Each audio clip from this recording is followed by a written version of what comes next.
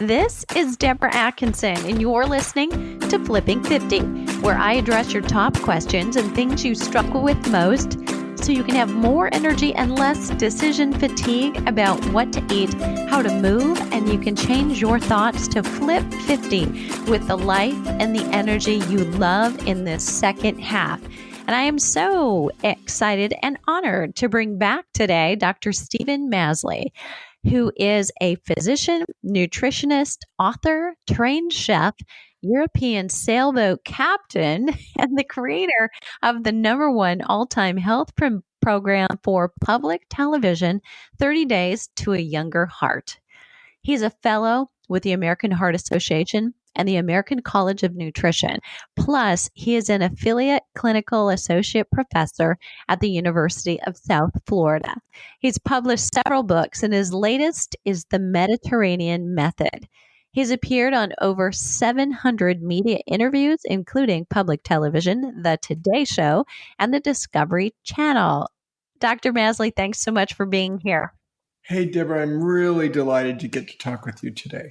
Well, and you have something really exciting to share with listeners who never can have too many recipes for sure, but I love your primary research. And really, I feel like we could do an entire show on the European sailboat captain cred that you have. What an adventure. Yes. Okay. So in that vein, however, let's dive into literally what is a Mediterranean diet. There is no listener that's not familiar with it, but I would guess that if we had a quiz right now, listeners, and said, tell us exactly what it is, that I think any of us would be hard pressed to really define what are the ins and outs. So enlighten us. It's an enigma, isn't it? And it's so common. We've been following, it's been popular in the literature for over 70 years. Wow. So, the Mediterranean diet is this incredibly varied diet that's made up of cuisines that include Spain, France, Italy, Greece, Turkey, North Africa, even, into the Middle East and Portugal, which aren't even exactly on the Mediterranean Sea. And it really is comprised of, and it's not like a typical diet we think of today, where you can't eat carbs, you can't eat protein, you can't have this, you can't have that. It's really inclusive. But it really features fresh local food, that's an abundance of fruit and vegetables, beans and nuts, spices, herbs, predominant fats, olive oil. They drink red wine, and they have seafood and some poultry, but, with their poultry and dairy that they do consume and eggs they consume, they're pretty close to organic, grass-fed, free range, more local, small farmer-like produce.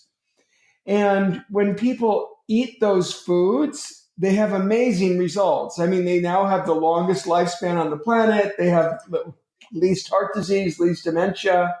There's so many benefits from eating this way. And for no surprise, the U.S. World and U.S. News and World Report is ranked at the #1 diet on the planet. Wow, that's a pretty strong statement. So for the women who are listening, I think the one thing that they may have just heard this and then forgotten everything else that you said, missed it, because I think the permission maybe to eat carbs again, something that I think all women are a little scared of. They're wondering, is this the evil thing that's keeping me from being the ideal weight I want to be? But at the same time, they want the freedom that they once had to enjoy those foods because they feel good eating those foods. Yeah. So isn't that, the Europeans are far slimmer and I mean, especially like French. They're not on a low carb diet, but they weigh substantially less than we do, and they don't seem to struggle with weight control at all, which is a big difference from us.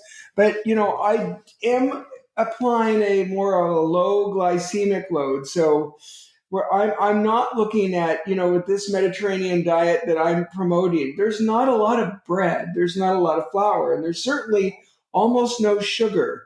I mean, the key thing they don't have are preservatives and artificial flavors and sweeteners and things like that. So, It's really based on real food that's delicious, easy to prepare, simple to prepare. So, I mean, the meal preparation is easy. The foods taste great. And no, I like your point. You don't have to say no more carbs. But when you do eat carbs, you're eating the right ones. I think that makes all the difference. So good. So, what are common myths regarding the Mediterranean plan? Well, one has to do with portion size, that you can eat all the healthy food you want, and that's not really true. I mean, you're not supposed to be drinking olive oil by the Small bottle. detail. Um, yeah, I mean, what have I heard that a Mediterranean diet means you add olive oil and red wine. So if you put olive oil on your cornflakes and drink red wine with it, no, that does not make it Mediterranean. That's definitely a myth. So, but they do use anywhere from 2 to 4 to 6 tablespoons of olive oil per person per day. I mean, another common myth is about, pasta and bread and pizza, and those are featured foods. Those are actually like pasta in Europe is an appetizer, and you get a little tiny portion of it with some wonderful marinara sauce. And then you have a big portion of vegetables and a smaller in a small modest portion of protein to go with it. Like poultry or seafood, and they do eat a lot of seafood. So, I mean, there are many myths. Another is that you can just drink red wine all the time. What they really drink a lot of is water. Every time you sit down in a restaurant, they would serve you a bottle of water. It's only a question of, do you want it sparkling or flat? So you get a bottle of water, and then you probably get a glass of wine with your meal, which is kind of a nice portion. So, I mean, yeah, there's a lot of misconceptions on what is a Mediterranean eating plan, and I think the real truth is actually pretty satisfying. So, that's a huge benefit right there. I think, first of all, I think finding a diet that, and by diet, I don't mean that four-letter word of a temporary fix, but a diet that you can manage for a lifetime. I think that is a huge benefit. It's not something that's hard to do when you eat out, eat over, or have others in your house. That's a huge benefit. But many of our listeners are interested in, what about the weight benefits, the gut benefits, and then, of course, the heart, the brain, the longevity benefits are also important. Well, What yeah. are the So the weight benefits are really interesting. So if you look at studies, randomized clinical diet trials that lasted 1 year, I love this that they look at 1 year. When you look at 1 year, the average person loses anywhere from 12 to 20 pounds following a Mediterranean eating plan. It's clearly more effective than a low fat diet. In all the randomized studies that compared a low fat diet with the Mediterranean diet was way ahead. It has similar results, say, in the 6 month period with the paleo diet or a low carb diet. The problem is, as you, I think, have already hinted at, a lot of people get tired and they have trouble sticking with the paleo low carb diet long term. So by a year, you start the Mediterranean diet even looks better. So if you're looking for a lifestyle that you could follow long term and not just a short term diet, the average person's losing 12 to 20 pounds. They're eating delicious food. They're not having to give up whole food groups like carbs or fat. And I'm actually pretty thrilled with those results. So for weight loss, I think it's pretty solid. So, and of course, that all of our listeners are, somewhere probably late 40s to early 70s. And anybody else I want to hear from, if you're listening, how does it potentially pertain specifically to those women in perimenopause, menopause, and postmenopause who are really fluctuating and frustrated with their weight? It's in those eight, in that, for those women 40 to 70, that's pretty much the demographic that's also my list. I mean, very, very similar.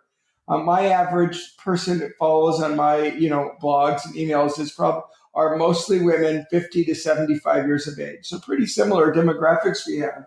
But no, those are the women who benefit the most from following this program.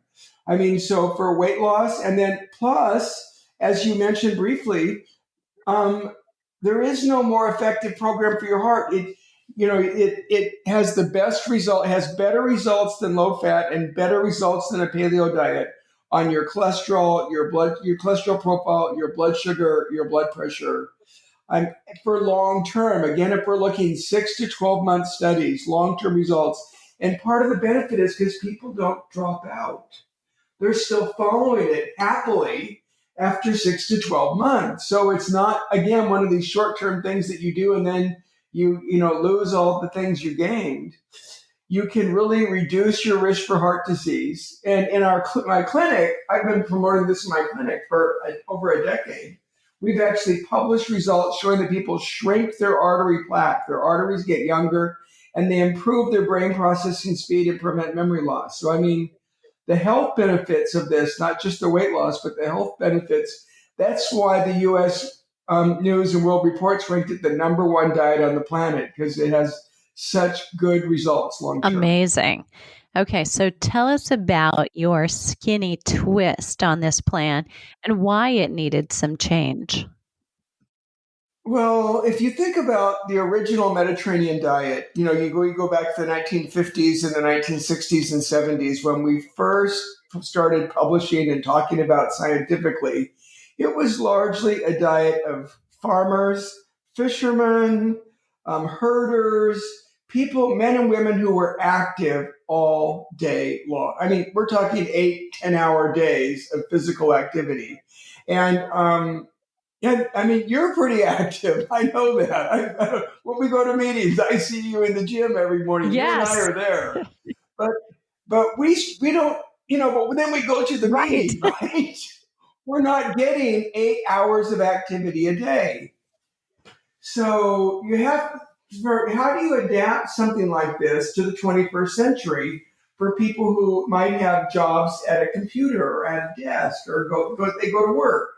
I mean, so that's one part. The other part of this is if you look at the results where the EPIC trial, this huge study done in Greece, actually analyzed by professors at Harvard, they tried to break down what parts of the diet were most successful. And they looked at olive oil, beans, nuts, vegetable, fruit. The least effective part that had the lowest impact were grains. So yes, you can eat your carbs from your vegetable, fruit, and your beans, but grains themselves had very little health benefit. So my tweak on this, and when you do combine a low glycemic approach, less sugar, less high glycemic foods like grains and bread, and you still use the other parts of the Mediterranean diet, you get better results, especially weight loss and blood sugar control. And I think that adapts much better to the 21st century lifestyle most of us have than, the older Mediterranean diets where they put grain on the food pyramid, they put grains at the bottom. Right. I would list grains as an occasional food or treat you might have, not something you necessarily need to eat. I love that. And I feel like on this podcast, I'm becoming like a potty mouth podcaster, but that topic is so relevant with my audience who their gut health has changed. They have tons of stress. They maybe are not sleeping and it changes their ability to poop. And so sometimes that's a concern. And there are those who would say, if you're cutting out grains, that's part of the problem. You need those grains. But with the Mediterranean method, I would guess, so correct me if I'm wrong or steer me correctly, that the abundance of the beans and of the vegetables are going to help and take care of that. Oh, yeah. I mean, you do definitely improve your GI, your gut function, your gut microbiome, and your bowel movement behavior by eating more vegetable, fruit, and beans. There's no doubt about it. I mean, a lot of the paleo diets, they say you can't eat beans, but that's really unfortunate because beans have the highest antioxidation score of any food on the planet. So oxidation is one of the primary things that ages us, and to take out antioxidant foods, I think, is kind of silly. And fruit and vegetables are just so important for us in so many ways. So a diet that has an abundance of those really does help your GI tract, makes you much more regular. and has all sorts of health benefits. And I think really helps with weight control as well. Fantastic. And that's great news. And it's a really important part of feeling good. And I know listeners won't always come up with that as a first question. But when I'm probing, as a fitness professional, why people aren't more active, a lot of times that's why they don't feel like moving because internally things aren't moving. So important. Mm-hmm. Beyond the food and the diet specifics, what other aspects of the Mediterranean method benefit health? Well, clearly the diet has a benefit, but there's several things people living in Mediterranean countries have going for them. Number one is probably activity. They're a lot more active. They walk like almost every single day. They pretty much shop most days of the week. So they go walk to the grocery store with a basket in hand, and they bring home lunch and dinner with that basket.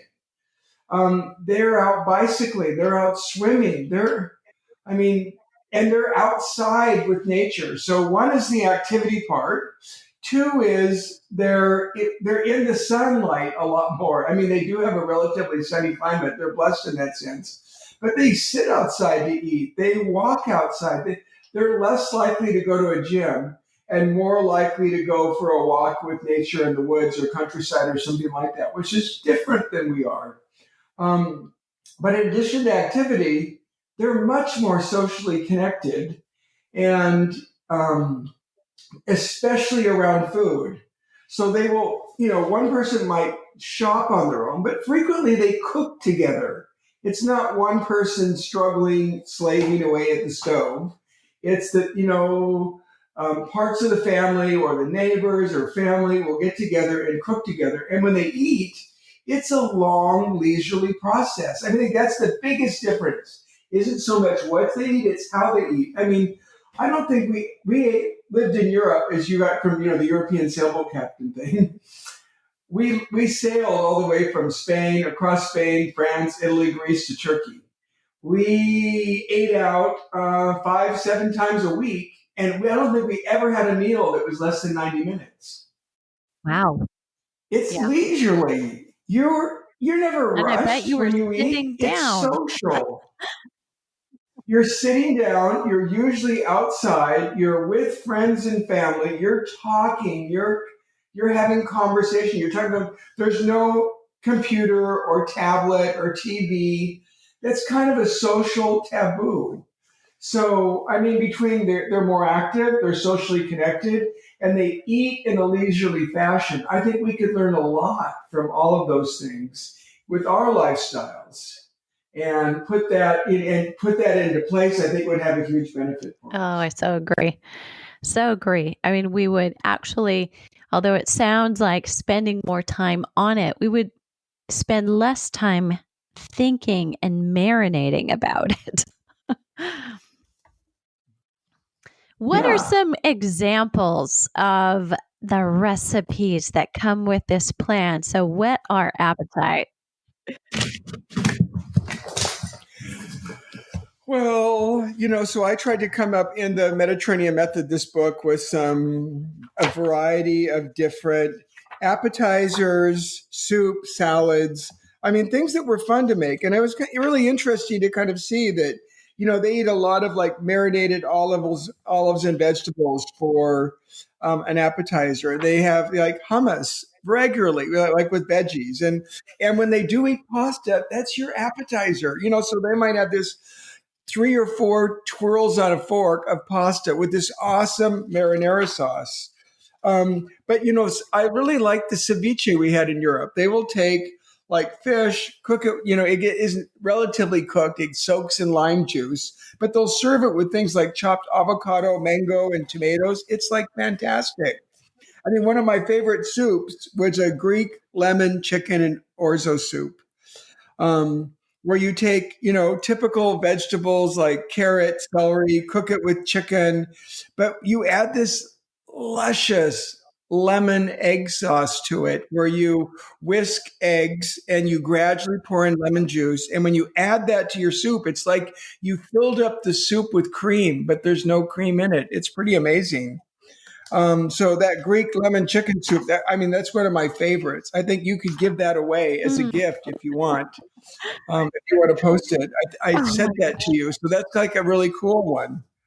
Um, there are several salads like salad niçoise or the Spanish mixed salad. goodness. I think a salad that you could give away to your listeners is an arugula salad with like grilled shrimp and grilled fennel. If you were to grill shrimp and fennel and put it on like arugula rocket salad with a lemon vinaigrette. So I mean, you haven't even got to meals like Oh paella yeah. yet, which is like one of my Yes, favorite and dishes. beautiful, right?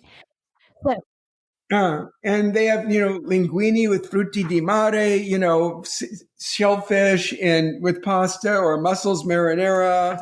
I mean, the foods that we ate were just fantastic. I've never eaten so well in a period of time as we did sailing from Spain to Turkey this so summer. amazing. So, all right, who does the cooking at your house?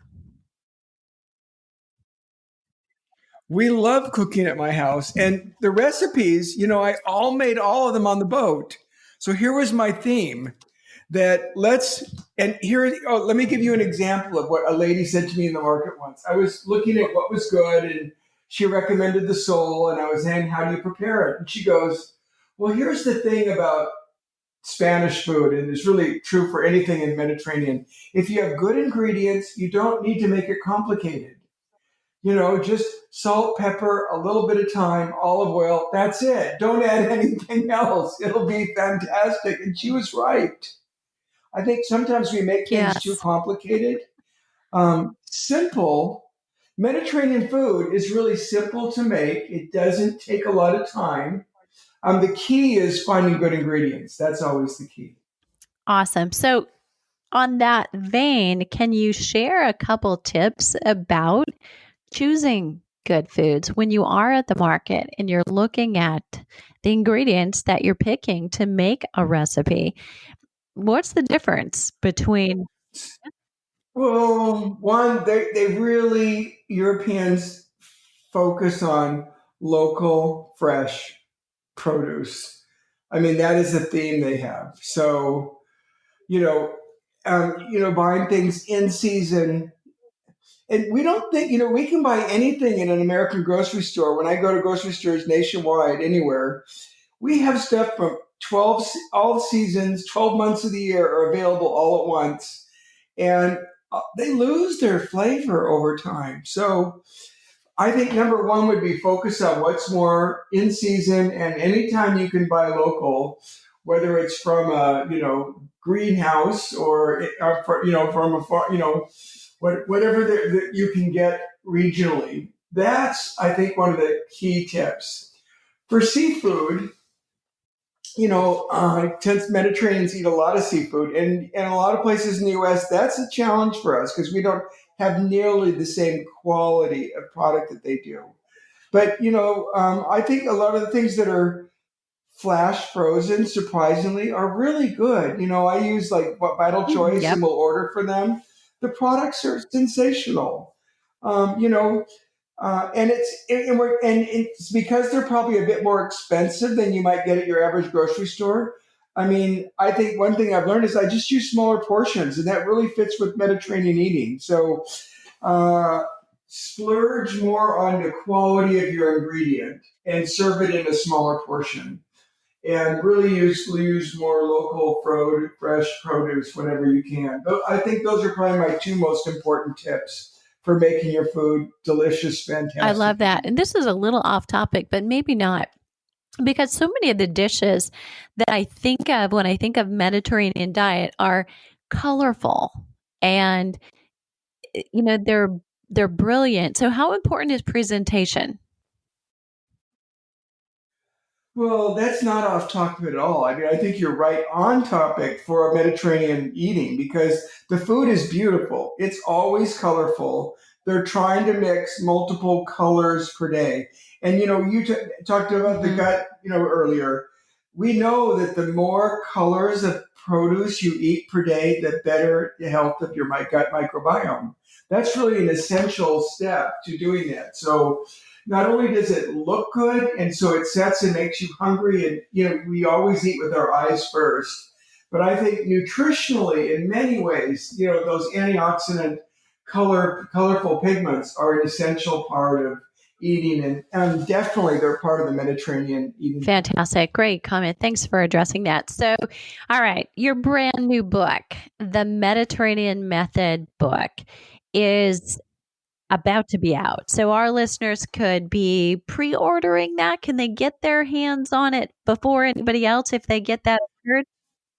Yes, they can definitely pre-order right now. Anywhere books are sold, it's available for order. And if I sent you a link, if they use the link for that, anyone who pre-orders it now or orders it in January, I'll send them. I've created a series of videos, cooking classes that you are using recipes, kind of like what are the key tips that make making Mediterranean meals easy, delicious, and simple to prepare.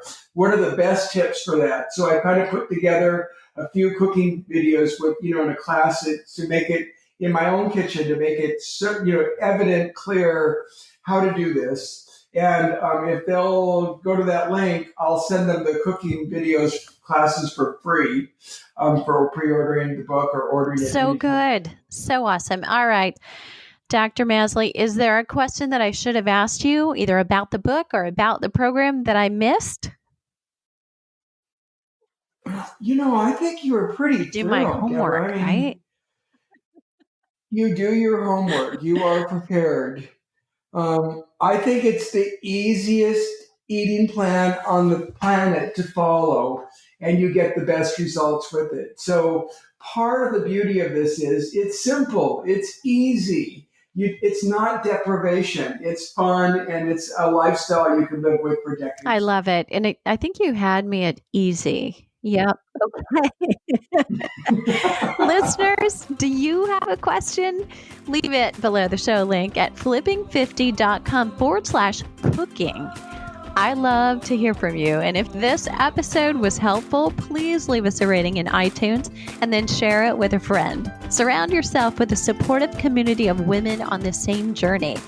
To get the most from this week's episode, check out today's show notes. Again, it's flipping50.com/cooking, where you'll find that juicy download to pre-order the book if you're coming now or after. You'll get the book, and the free cooking classes are so worth it, I'm sure. So what are you waiting for?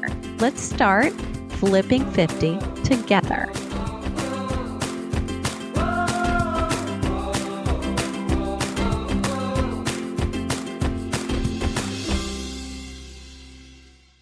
Last but not least, I want to leave you with this final note about one of the ways that I deal with inflammation, especially when it's related to muscle tension that can lead to headaches and or is due to a little overzealousness with exercise. I'm using CBD for Life products and loving them.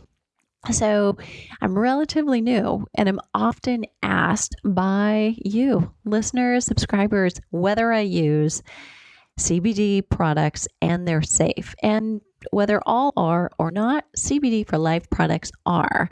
So you want to know a few details about how things are harvested and what they have in them in addition to the CBD oil. And you want to know that they've been tested by a third party. And you can check all boxes when it comes to CBD for Life. That makes me feel good about them. But what really makes me feel good is the way that they smell.